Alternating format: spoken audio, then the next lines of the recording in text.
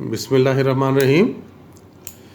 हमने last unit में relation drive किए थे, L equals to R theta and area equals to half R square theta. अब इसी को बेस बनाते हुए नेक्स्ट एक्सरसाइज स्टार्ट कर रहे हैं। तो एक्सरसाइज 7.2 इसमें फर्स्ट क्वेश्चन, ये फाइंड थीटा, क्वेश्चन में थीटा फाइंड करने के लिए कहा गया। ये दो पार्ट हैं, चलें सेकंड पार्ट देख लें। L गिवन है 4.5 मीटर, जबकि R गिवन है 2.5 मीटर।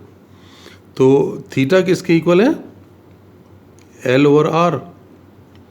तो 4.5 डिवाइडेड बाय 2.5, तो ये कैंसिल कर लें, 5 से 9/5, तो ये कितना आ गया? ये 1.9/5 कितना हो जाएगा? 1.4 9/5, तो ये हमारे पास 1.8। और थीटा है, तो थीटा किस में आएगा? रेडियन में आएगा। क्वेश्चन नंबर 2 का देखें, एक पार्ट कर लेते हैं। फाइंड L, इसका सेकंड पार्ट कर लेते हैं, यानी L आपको फाइंड करना है। पार्ट 2,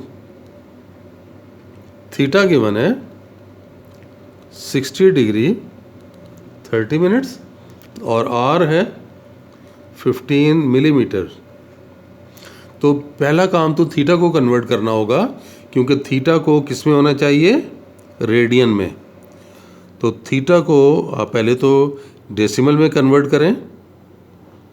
60 डिग्री 30 मिनट्स, ये लिखा जाएगा 60 प्लस 30/60। ये डेसिमल में कन्वर्ट करना सीख चुके हैं ना? जो मिनट थे उसे 60 से डिवाइड कर लिया, तो ये 0.5 आ गया। तो ये 60.5 डिग्री। अब आपने इसे रेडियन में कन्वर्ट करना है, तो theta equal to 60.5 multiply by π/180। अब ये कन्वर्ट हो गया है रेडियन में। तो अब हम L की वैल्यू फाइंड कर सकेंगे। L equals to R theta, तो देखें R की जगह लिखेंगे 15 और थीटा है 60.5 पाई डिवाइडेड बाय 180। हम इसे कैलकुलेटर से कैलकुलेट कर लेते हैं। तो ये बना, पाई तो आपको मालूम है कि पाई को मल्टीप्लाई कर रहे हैं 60.5 से, और फिर ये मल्टीप्लाई हो रहा है 15 के साथ, और फिर ये डिवाइड हो रहा है 180 के साथ। तो ये आ गया 15.84।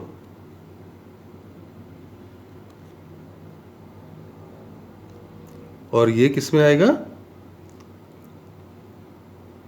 मिलीमीटर।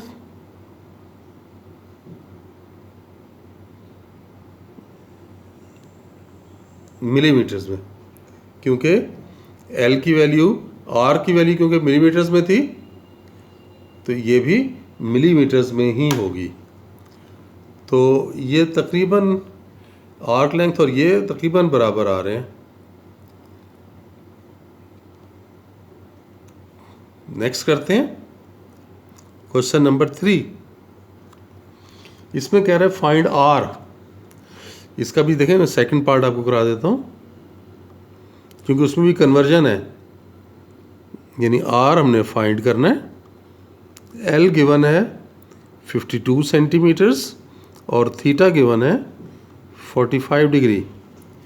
तो 45 डिग्री को चेंज कर लें रेडियन में पहले, 45 मल्टीप्लाई बाय π/180, तो ये से कैंसिल होके π/4 रेडियन। तो अब आर आ जाएगा आपके पास, R is equal to L over theta. तो एल की जगह 52 लिखेंगे और थीटा है पाई बाय 4, तो 4 ऊपर क्या, तो 52 multiply by 4 divided by pi. ये कैलकुलेट कर लेते हैं। 52 मल्टीप्लाई बाय 4 और डिवाइडेड बाय पाई, तो ये 66.21 और ये सेंटीमीटर में आर था, तो ये एल था, तो ये भी सेंटीमीटर में ही होगा। नेक्स्ट क्वेश्चन देखें, क्वेश्चन नंबर 4। क्वेश्चन नंबर 4 में कहा जा रहा है कि in a circle of radius 12 metre, तो रेडियस देखें आर दिया हुआ है, आर है 12 metre. Find the length of arc, क्या निकालना है, एल फाइंड करना है। Find the length of arc which subtends an angle of 1.5 radian. Theta given है 1.5 रेडियन, तो L equals to R theta formula लगाएं। L equals to R theta, R की जगह 12 आ गया और थीटा की जगह 1.5, तो ये मल्टीप्लाई करें तो 18, तो ये 18 मीटर आ जाएगा। तो ये क्वेश्चन नंबर 4 हमने कंप्लीट कर लिया। अब आगे चलते हैं। Question number 5। In a circle of radius 10 metre, देखें आर दिया हुआ है 10 metre. Find the distance travelled by a point moving on a circle if the point makes 3.5 revolutions.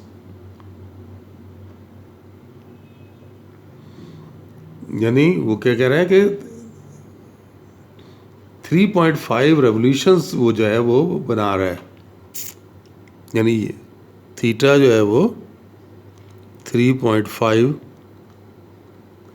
Revolutions, यानी सर्कल के ऊपर ये इस तरह से चक्कर लगा रहा है। और कितने चक्कर लगाए उसने, 3.5।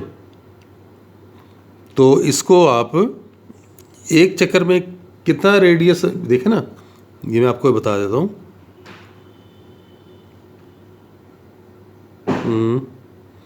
हमें निकालना क्या था, distance travelled.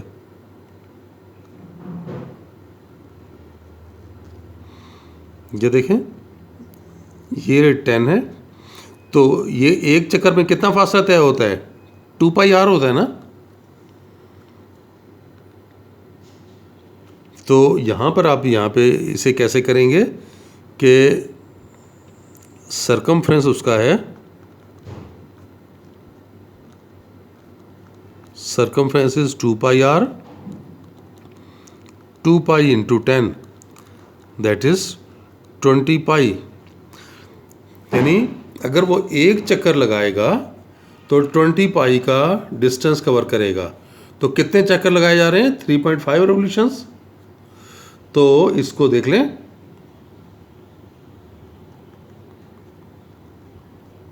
Distance travelled in 3.5 revolutions is equal to 3.5 multiply by 20 पाई। 20 पाई एक दफ़ा का चक्कर है ना, एक चक्कर में इतना फासला तय हो रहा है, तो 3.5 से मल्टीप्लाई कर देंगे तो ये 3.5 रेवोल्यूशंस के साथ आ जाएगा। तो ये मल्टीप्लाई कर लेते हैं, तो पाई multiply by 20 multiply by 3.5,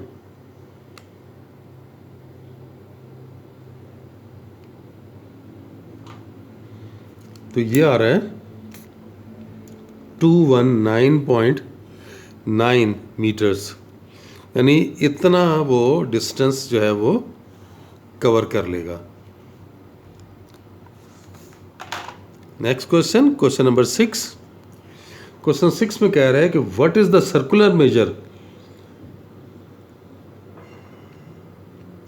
of an between the hands of a watch at 3 o'clock। 3 बजेंगे अगर, तो बताना है कि कितना एंगल बनेगा। ये देखें, यहाँ पर ये 12 होगा, यहाँ पर ये 3 है, आपको पता है ना, ये 6 होगा। ये देख लें, ये 12, ये 3, ये 6, ये 9।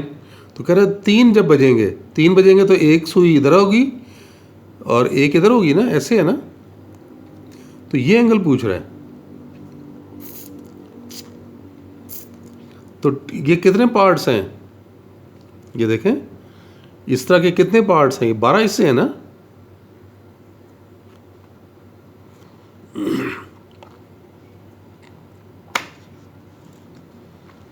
तो आपको इसमें क्वेश्चन नंबर 6 में बस यही पूछ रहा है। तो देखें कि angle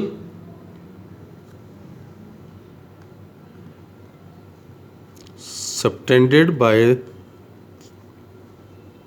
the hands of clock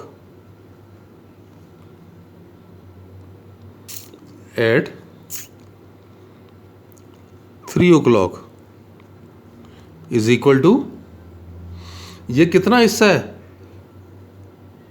3/12। ये देखें ना, टोटल कितने पार्ट्स थे, 12 पार्ट है ना।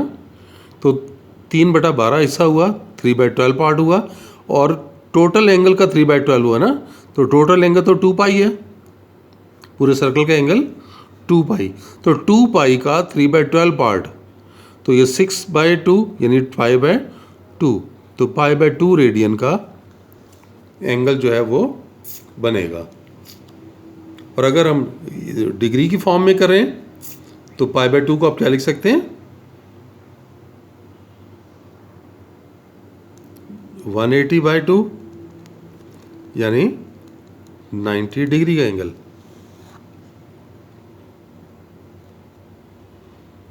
Question number 7।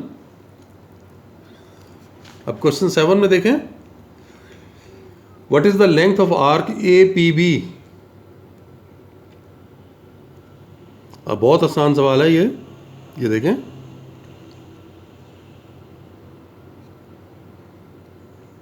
ये 90 का एंगल दिया हुआ है, ये 8 सेंटीमीटर है।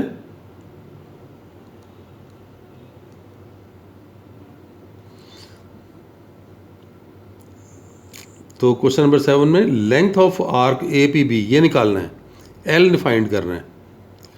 देखें इधर पे R कितना है, R is 8 centimetre, theta 90 degree है ना। 90 डिग्री का मतलब π/2 रेडियन।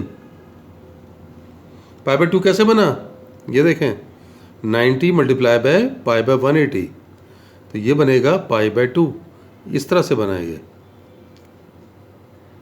तो R और थीटा पता है तो L आ जाएगा, L equals to R theta, यानी 8 मल्टीप्लाई बाय π/2। तो ये 4 पाई, इसे मल्टीप्लाई करके लिख लें, पाई मल्टीप्लाई बाय 4, तो ये आ गया 12.57। 12.57 R सेंटीमीटर में है, तो ये भी सेंटीमीटर में ही होगा। चलें, आज के लिए इतना ही। इंशाल्लाह नेक्स्ट लेक्चर में हम फर्दर क्वेश्चंस करेंगे। तब तक के लिए अल्लाह हाफिज़।